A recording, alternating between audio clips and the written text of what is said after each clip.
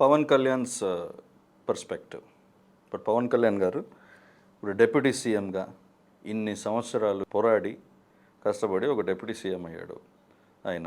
ఇప్పుడు ఒక యూట్యూబరు ఒకటని కాదు, ఒక టోటల్ ఇంతమంది ఒక టోటల్ ఎంటైర్ ఒక సిస్టమాటిక్గా ఆయన అటాక్ చేస్తున్నారు కంప్లీట్గా. ఏం అటాకులు అసలు, తుమ్మితే దగ్గితే ఏం మాట్లాడినా అటాకులే. ప్రతిదానికి పవన్ కళ్యాణ్ పర్స్పెక్టివే. తెలంగాణ వచ్చినా పవన్ కళ్యాణే, ఆంధ్రాకి వెళ్ళినా పవన్ కళ్యాణే, ఎక్కడికి వెళ్ళినా పవన్ కళ్యాణ్ జపం అయిపోయింది. ఇట్లా ఉన్నప్పుడు ఇప్పుడు ఏదో ఒక యాక్షన్ తీసుకోకపోతే ఇది ఇంకా ముదిరిపోతుంది కదా. ముదిరిపోయి నెక్స్ట్ గవర్నెన్స్కే హిండ్రన్స్ అయిపోతుంది. ఎంతసేపు ఇదే చేయాల్సి వస్తుంది. ఖచ్చితంగా చేయాలి. దీంట్లో ప్రముఖంగా ఈ టోటల్గా క్రిటిసైజ్ చేసేవాళ్ళు ప్రముఖంగా ఓవర్గా కొంచెం హద్దు మీరి ప్రవర్తించేది ఎవరు అని వాళ్ళని చూస్ చేసుకొని ఇప్పుడు వాళ్ళ మీద యాక్షన్ తీసుకుంటే మిగతా అందరూ తగ్గిపోతారు అన్నది పవన్ కళ్యాణ్ గారి పర్స్పెక్టివ్. సో ఇప్పుడు కరెక్ట్గా దొరికింది రావణ్. కరెక్ట్గా స్టేజ్లో మాట్లాడా పరుష పదజాలంతో మాట్లాడాడు అని. అది కూడా ఏంటి, పవన్ కళ్యాణ్ గారు అన్నారు అందుకని నేను అంటున్నాను అన్నారు. అది కొంచెం వ్యంగ్యంగా, కొంచెం ఒక ఇరిటేటింగ్. ఒక పవర్లో ఎలక్టెడ్ రిప్రజెంటేటివ్కి ఇచ్చే గౌరవం ఇవ్వవా? ఒక ఎలక్టెడ్ రిప్రజెంటేటివ్ నాకు ఇచ్చే గౌరవం నువ్వు ఇవ్వవా? రావణ్ నువ్వు ఇవ్వవా అన్నది ఆయన పర్స్పెక్టివ్. అక్కడ కూర్చొని పవన్ కళ్యాణ్ అంటావా, చంద్రబాబు గారికి పచ్చకామురులు అంటావా నువ్వు? అంటే నువ్వెంత, నీ బతుకెంత? నువ్వు ఒక జర్నలిస్ట్ అంటే జర్నలిస్ట్గా ఉండు, నువ్వు అడుగు, ప్రశ్నలు అడుగు. ఇప్పుడు మాకు గౌరవం లేదా? నీకు గౌరవం ఉంటే మాకుండదు ఆ గౌరవము? ఏం మాట్లాడుతున్నావు రావణ్? అది కాకుండా పైపెచ్చు నువ్వు మావోయిస్టులు వీళ్ళందరికీ నువ్వు సపోర్ట్ ప్రకటిస్తావా? చూద్దాం నేను కేసు మా గవర్నమెంట్ చూసుకోండి. మా గవర్నమెంట్ ఉద్దేశం ఏమిటో నిన్ను ఒక రావణ్ణి తీసుకెళ్ళి పడేయటం కాదు. ఇక్కడ మొత్తం ఈ అన్రెస్ట్ని ఆపేయటానికి వన్స్ అండ్ ఫర్ ఆల్ నీ మీద యాక్షన్ తీసుకోవటం. ఎందుకంటే నువ్వు తప్పు చేసావు, అందుకు నీ మీద యాక్షన్ తీసుకుంటాను. అది ఖచ్చితంగా తీసుకుంటుంది గవర్నమెంట్. ఎంత దూరమైన వెళ్తుంది ఈ గవర్నమెంట్. నీ యాక్షన్ తీసుకుంటే మిగతా వాళ్ళు చీడ పురుగులందరూ పక్కన పోతారు.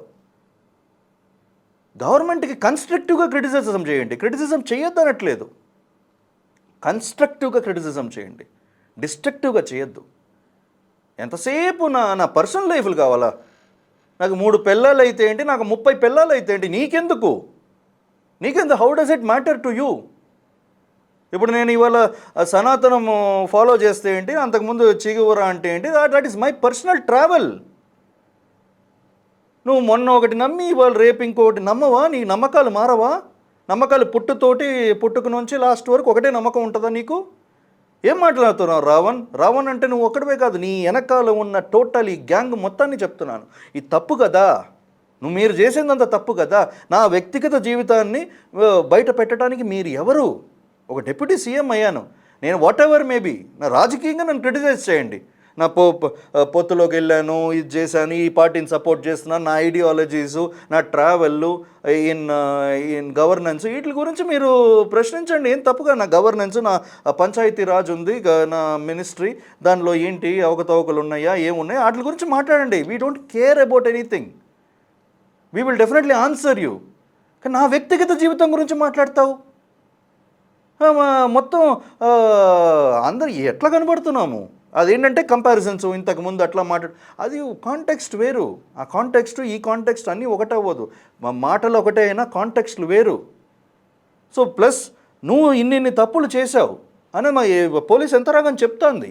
So definitely our government will take every possible measure to incarcerate you, and this is not a punishment to you alone. This is an example, a punishment, an example to everybody in the society who is trying to do the same thing.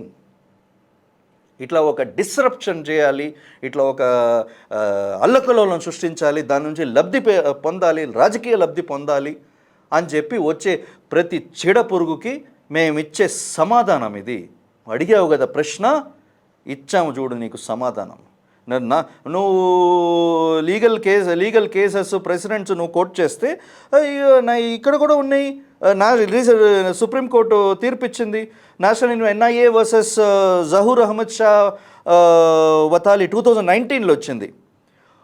Bail స్టేజ్లో UAPA చట్టం పెట్టినప్పుడు ఈ bail స్టేజ్లో evidence అన్నది పరిశీలన కాదు, ప్రిమా facie ఒకటే. ప్రిమా facie establish అవుతే నువ్వు లోపలే ఉండాలి. చట్టం నిన్ను విచారిస్తుంది, విచారణ కోసం నువ్వు కావాలి. అందుకని మేము పెట్టాము. Government is taking strict measures against you. ఇప్పుడు ఇదొకటే కాదు, నువ్వు టెర్రరిస్ట్ ఆర్గనైజేషన్స్, మావోయిస్ట్ ఆర్గనైజేషన్స్ దాంట్లో నువ్వు పాల్గొన్నావు, ఏమో మాకు తెలియదు కదా, తెలుసుకోవటానికే కావాలి నువ్వు ఇప్పుడు కస్టడీలోకి ఉన్నావేమో. Where there is no fire there is no smoke, and there is no smoke without fire. There is every chance you might have connections with them. అందుకనే నువ్వు మా కస్టడీకి కావాలి, అందుకనే మేము తీసుకుంటున్నాము. నీ ద్వారా చాలామందిని పట్టుకోవాలి, మేము మొత్తం నెట్వర్క్నే పట్టుకోవాలి, మా రాష్ట్రాన్ని మేము రక్షించుకోవాలి, దేశాన్ని రక్షించుకోవాలి. అందుకనే యూపా చట్టం పెట్టాము మేము. నువ్వు ఎట్లా దీన్ని ప్రశ్నిస్తావు చెప్పు? నువ్వు ప్రశ్నించేది, నువ్వు హద్దు మీరి ప్రశ్నించావు.